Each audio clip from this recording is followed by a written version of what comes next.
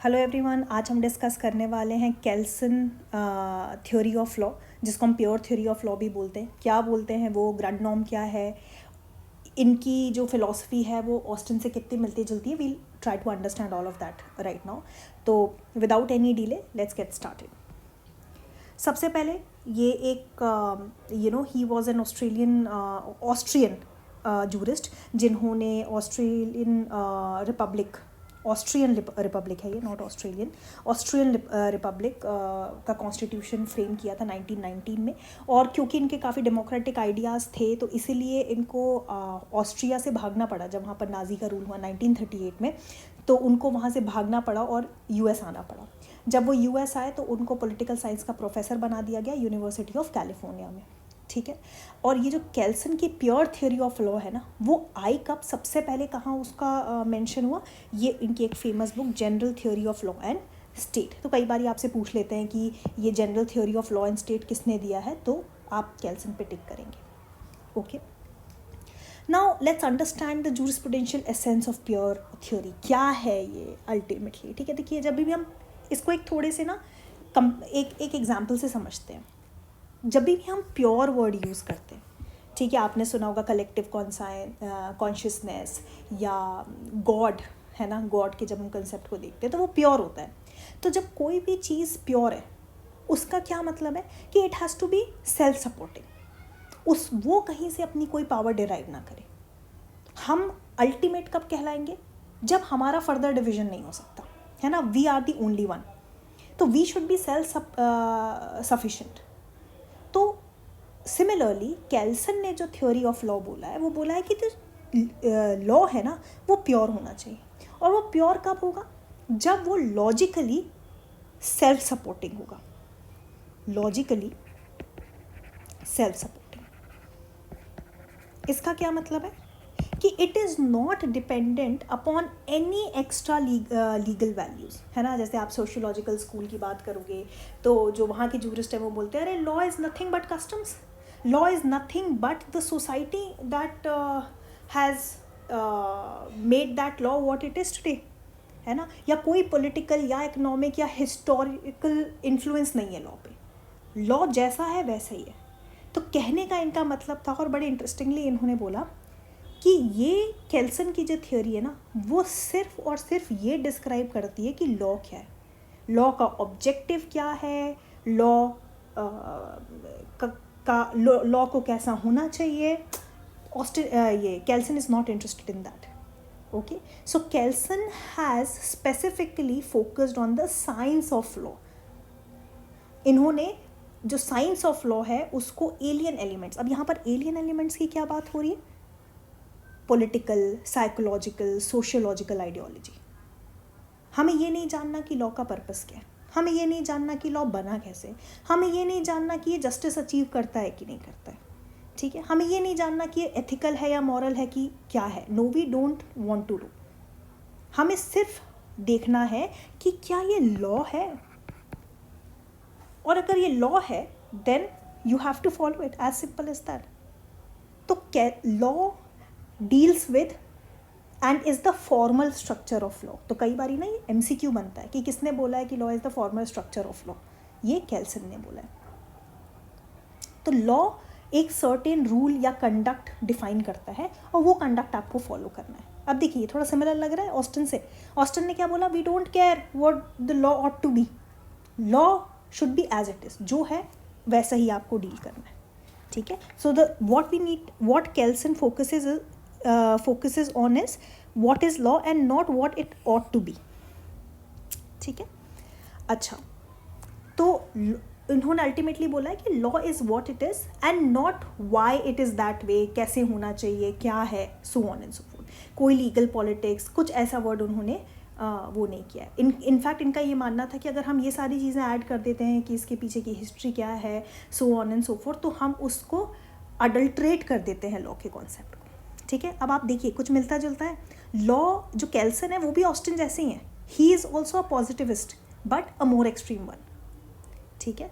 तो इन्होंने बोला है कि लॉ में भी कंपल्शंस और कोर्जन्स आएंगे। अभी हम पढ़ेंगे उन्होंने भी नॉर्म और सैंक्शन को हम कैसे डिस्कस करते हैं। केल्सन के अकॉर्डिंग जो लॉ है is a normative science. Normative science मतलब नॉर्म मतलब क्या होता है, कहते हैं ना भाई देखो अगर सोसाइटी में तो सोसाइटल नॉर्म्स तो मानने पड़ेंगे. तो नॉर्म मतलब कुछ स्टैंडर्ड या पैटर्न जो एक स्पेसिफिक ग्रुप ने सेट कर दिया और तुमको वो फॉलो करना है. तो यहाँ पर जो केल्सन ने वर्ड नॉर्म यूज़ किया है उसका बड़ा ही स्पेसिफिक सा सेंस है. वो ये बोलता है कि वो स्टैंडर्ड जो इंडिविजुअल को कंपल्सरीली, कंपल्शन आ गया देखिए, कंपल्सरली फॉलो करना है. ठीक है. तो अगर हमें समझना है कि लॉ क्या है तो हमें देखना पड़ेगा कि नॉर्म क्या है. और नॉर्म क्या है तो इन्होंने बोला नॉर्म वही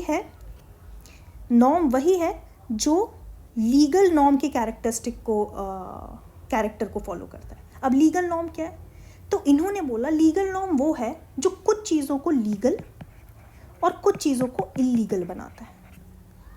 अब ये भी थोड़ा सा वो लग रहा है, लीगल और इलीगल बनाता है मतलब का क्या है कि ये जो नॉर्म है वो सिर्फ ये प्रिस्क्राइब नहीं करता है कि किस तरीके का बिहेवियर तुम्हें करना है. इनफैक्ट ये वो चीज़ें ये बताता है कि अगर तुमने उल्टे तरीके से बिहेव किया तो हमारे पास कुछ पनिशमेंट्स भी हैं, कुछ कोर्सिव एक्ट्स भी हैं जिनको हम सैंक्शन बोलते हैं. आईपीसी में पढ़ा होगा ना, आईपीसी में अगर आपने कोई ऑफेंस किया you are not suppose to murder somebody but if you do there is a punishment to that. तो एलिमेंट ऑफ कोर्जन जो ऑस्टिन के सैंक्शन जैसा है वो भी बहुत ही इम्पोर्टेंट है. तो केल्सन के अकॉर्डिंग भी जो कोर्जन है is an important constituent of law. ठीक है.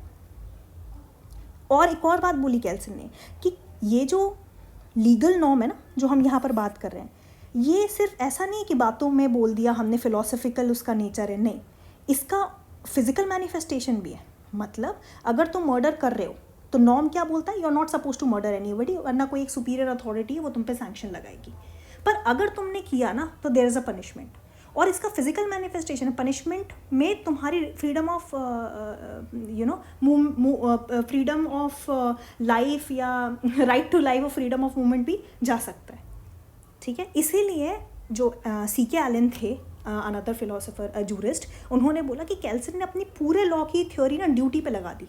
राइट की तो बात ही नहीं करी है ना. तुम्हारी ड्यूटी है कि एक नॉर्म है उसको फॉलो करना, राइट की तो बात ही नहीं करी. ठीक है. और एक और चीज़ है, केल्सन ने ना अपनी ये पूरे लॉ को, जो नॉर्मेटिव थ्योरी है, वो ऑफिशियल्स को डेडिकेट किया. समझना. ठीक है. मतलब ये ऑफिशियल्स हैं जो इन सैंक्शंस को अप्लाई करेंगे. जैसे मान लो अगर तुमने कोई गाड़ी तेज़ चलाई या रेड लाइट पे नहीं रुके, तुमने कोई सिग्नल जंप कर दिया, जो तुम्हारी ड्यूटी है ना जंप करना, तो तुम्हें फाइन लगेगा पुलिस द्वारा. ठीक है. तो ये लॉ जो है उनके according it's a form of social control जो आप एक ड्यूटीज़ के थ्रू इम्पोज करते हो, और वो भी कौन कर सकता है, ऑफिशियल कर सकता है. तो टेक्निकली जो केल्सन की थ्योरी है वो सिटीजन्स को लीगल नॉर्म नहीं बताती है. सिटीजन्स की तरफ लीगल नॉर्म नहीं है डेडिकेटेड, इनफैक्ट ऑफिशियल्स की तरफ है. ठीक है. तो आईपीसी क्या बोलती है, नो वन, आईपीसी ये नहीं बोलती कि you are not suppose to commit theft, नहीं, वो ये बोलती है कि if you commit theft state shall punish you. Right. So it is not more about you, it is about officials. Next important चीज़ है इफेक्टिवनेस और validity of a legal norm. इन्होंने सिंपल बात बोली है कि देखो भाई, वैलिडिटी का क्या मतलब होगा, नॉर्म वैलिड कब माना जाएगा, अगर वो इफेक्टिव है तो. मतलब इफेक्टिवनेस मतलब क्या है कि लोग उसको सच में फॉलो कर रहे हैं. समझेंगे इस बात को. वैलिडिटी मतलब बोल रहे हो कि लीगल नॉर्म को ओबे होना चाहिए, it should be obeyed, it should be obeyed. ठीक है. और इस पर्टिकुलर सर्कमस्टांसेस में उसको ओबे होना चाहिए. इफेक्टिवनेस क्या बोलता है कि एक्चुअली में उसको ओबे किया जा रहा है. तो ऑब्वियसली ना कोई मतलब नहीं है तुम्हारे राइट का अगर उसको कोई मतलब नहीं है ऐसे लॉ का अगर उसको फॉलो नहीं किया जा रहा. ठीक है. सो इफेक्टिवनेस की भी बात करी थी कि एक नॉर्म वैलिड तभी होगा अगर वो इफेक्टिव है किसी भी उस पे स्तर पे. ग्रंड नॉर्म ना बेसिक नॉर्म की बात करिए. Grand means basic. और इसमें ये बोला गया है कि देखो भाई, एक लॉ है, उसके पीछे एक लॉ है, जिस लॉ की वजह से जो पहला वाला लॉ है ना वो अपनी अथॉरिटी डिराइव कर रहा है, और हम इसकी ढूंढ नहीं सकते। अब जैसे मान लो कि तुमने एडमिनिस्ट्रेटिव लॉ पढ़ा होगा, है ना, वो भी किसी पेरेंट एक्ट के थ्रू गवर्न होता है। अपना आईपीसी, सीआरपीसी, उसका भी तो कोई बाप लॉ है ना, जैसे कॉन्स्टिट्यूशन, वहीं से डिराइव होता है। तो ये कह रहे हैं कि ऐसा नहीं है कि इसकी खोज चलती रहेगी, there has to be a higher norm. और वो नॉर्म कौन, हायर नॉर्म कौन है? वो हायर नॉर्म या हायर स्टैंडर्ड वो है जो रीज़न है छोटे नॉर्म को एग्जिस्ट करने के लिए, ठीक है। And there we can not go on looking for it, है ना, इनडेफिनेटली हम उसको नहीं ढूंढ सकते, इसलिए हम उस नॉर्म को प्री सपोज्ड कर लेते हैं। तो एक लॉ बना देते हैं जिससे सारी अथॉरिटीज़ डिराइव